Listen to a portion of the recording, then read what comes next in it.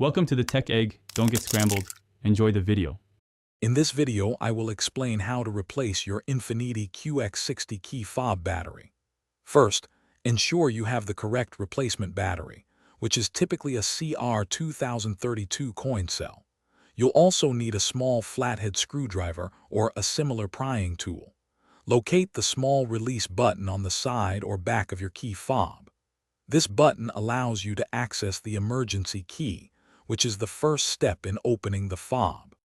Now, press the small release button and slide out the emergency key. This reveals a small slot where you can insert your flathead screwdriver.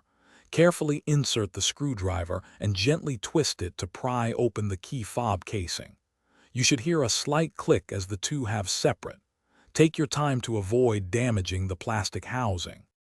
Once the key fob is open, you'll see the old battery. Before removing it, take a moment to note its orientation, specifically which side is facing up. Most Infiniti key fobs use a CR2032 battery. Gently pry out the old battery. Now, insert the new CR2032 battery, ensuring the positive side, usually marked with a plus sign, is facing upwards, just like the old one. With the new battery in place, carefully align the two halves of the key fob casing. Press them together firmly until you hear a satisfying click, indicating that they are securely snapped shut.